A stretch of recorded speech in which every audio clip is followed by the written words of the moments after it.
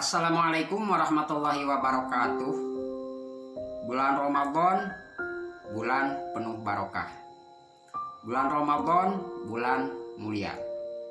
Seperti yang telah Anda ketahui bahwa pada memasuki bulan Ramadan, surga itu telah menghias bangunannya sendiri.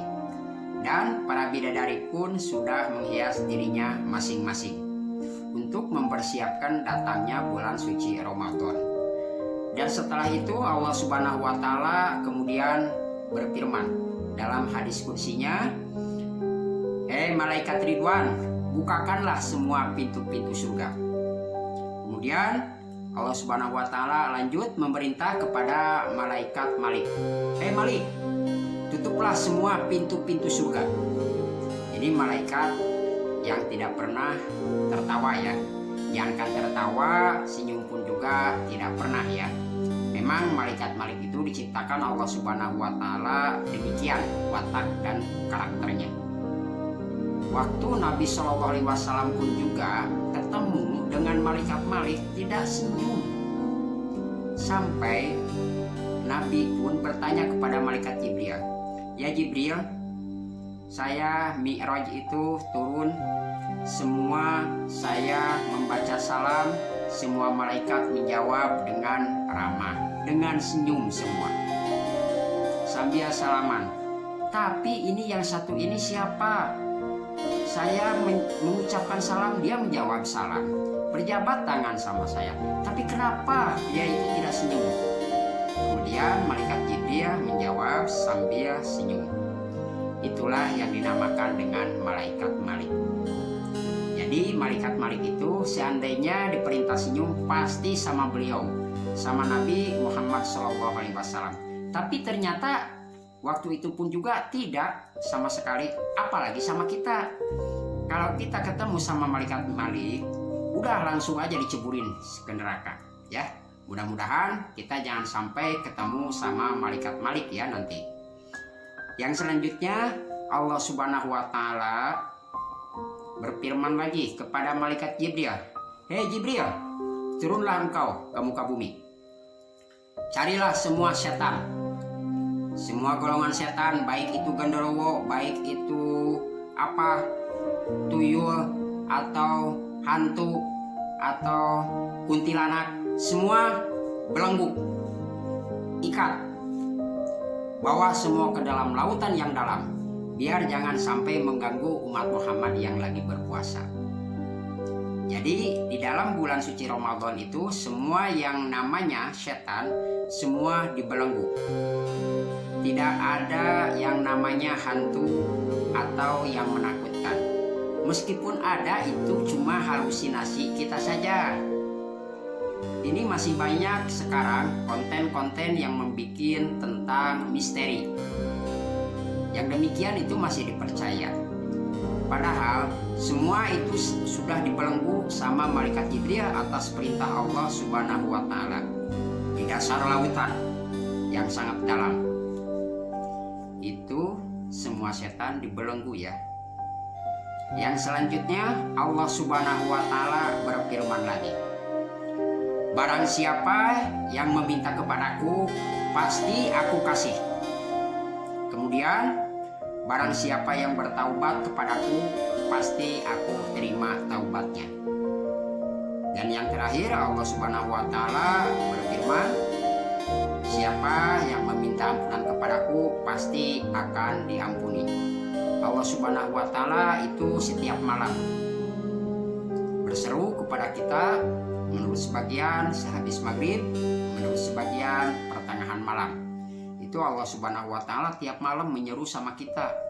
Kita mau minta ini itu, asa yakin pasti dikasih. Kita bertobat pasti diterima. Kita minta ampunan kepada Allah Subhanahu wa Ta'ala pasti diampuni. Selain dari itu, Allah Subhanahu wa Ta'ala pun memerintah kepada kita untuk menabung. Menabung kepada Allah Subhanahu wa Ta'ala tidak akan rugi. Kita lihat keterangannya, dalilnya, yaitu dasarnya dari ayat Al-Quran, yaitu surat Al-Hadid ayat 11. Kita lihat sama-sama, ini dari surat Al-Hadid ya. A'udzubillahi minasyaitonirrajim. Bismillahirrahmanirrahim. Man dzalladzi yuqridullaha qardan hasana fayudha'ifahu lahu wa lahu ajrun karim. Itu firman Allah Subhanahu wa taala dalam surat Al-Hadid.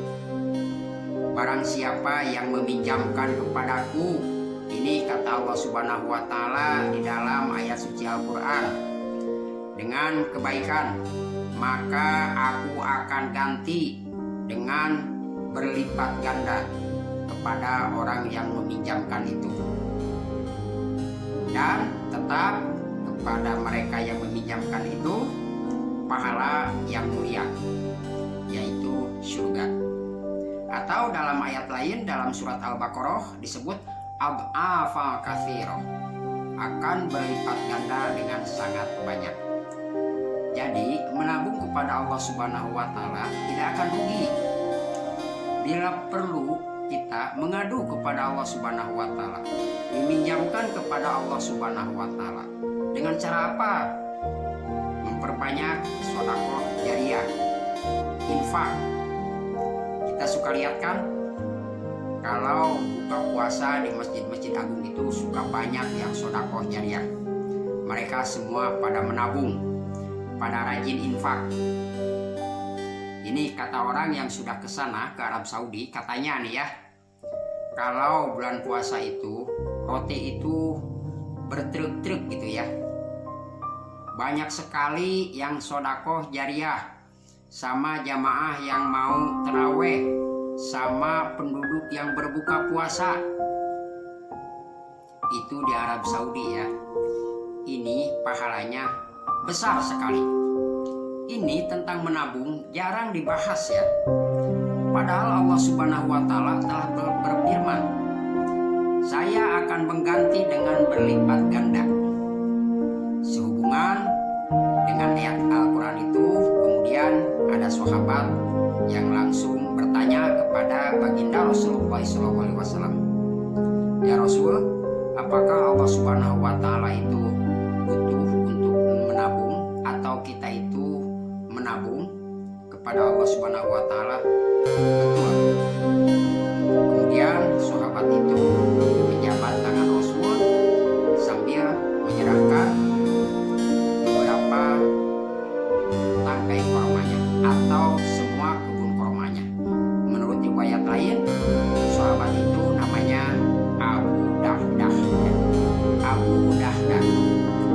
Beliau 600 tangkai korma diinfakkan. Kemudian dalam riwayat lain, Abu Dahdah langsung kepada istrinya, ya istriku, sesungguhnya pohon korma ini sudah aku tabungkan kepada Allah. Kemudian dalam riwayat lain, istrinya Abu Dahdah itu, beruntunglah engkau ya Abu Dahdah telah menabung kepada Allah Subhanahu wa taala. Kemudian Rasulullah SAW bersabda, betapa banyaknya nanti kebun kurma milik Abu Dahdah. Jadi kita kalau mau sedekah itu diutamakan bulan suci Ramadan. Ini yang lebih utama. Menabung kepada Allah, tapi kita harus minta lagi kepada Allah. Contoh kita tarawih tanggal berapa saja, kita nabung dulu. Isi dulu itu kotak amal jariyah. Tapi kita harus minta kepada Allah Subhanahu wa taala. Boleh minta kepada Allah Subhanahu wa taala. Ya Allah, saya tanggal sekian butuh ini dan butuh itu. Insya Allah, asa yakin Allah Subhanahu wa taala tidak pernah bohong. Tinggal kitanya yang harus yakin. Semakin besar kita menabung, maka pahala yang diraih akan semakin besar. Mudah-mudahan ada guna dan